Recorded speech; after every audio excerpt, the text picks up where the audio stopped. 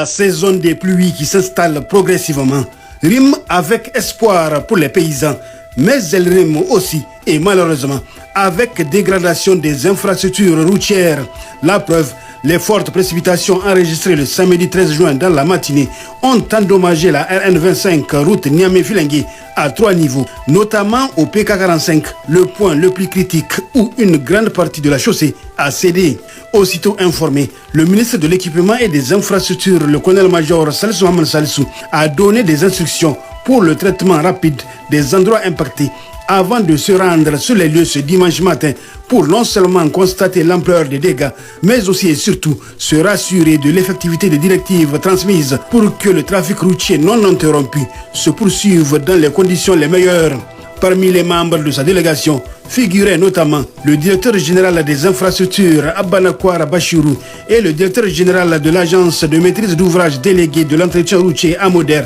Soumaïla Monkela. Nous sommes actuellement au PK 45 à la hauteur du village de Gogézé où il y a 3 points essentiellement où cette route a été impactée. Et par la grâce de Dieu, nos équipes qui ont été alertées depuis hier, elles étaient sur le terrain sous la coordination de l'agence de maîtrise d'ouvrage déléguée de l'entretien routier et supervisée par la direction générale des infrastructures avec la mobilisation de l'entreprise Moreille qui était d'ailleurs en charge de la réhabilitation de cette route. Ils étaient là depuis hier pour s'assurer que le trafic n'est pas rompu. Et c'est ce qui fut fait. Donc ce matin, nous sommes venus pour constater l'effectivité de ces dispositions et nous avons vu l'entreprise qui est en train de travailler. Nous avons donné les instructions nécessaires pour s'assurer que les différents endroits où cette route-là est impactée puissent être rétablis très rapidement pour s'assurer que toute la chaussée est praticable, parce qu'actuellement il y a une bonne partie où c'est la demi-chaussée qui est utilisée, pour que rapidement la chaussée entière sur les 7 mètres puisse être roulable par les usagers dans des conditions sûres et sécurité. Nous avons eu aussi à voir à côté du village de Tchida qui se retrouve à quelques 5 km d'ici, là aussi où la route est impactée, pour que des dispositions soient prises pour protéger de part et d'autre cette chaussée, pour que même s'il y a submersion de la chaussée par les eaux, qu'elle puisse permettre en tout cas de la continuité du trafic. Donc c'est le lieu ici de féliciter l'ensemble des équipes qui se sont mobilisées, l'entreprise. Donc nous remercions tout le monde, nous les encourageons et nous restons à l'écoute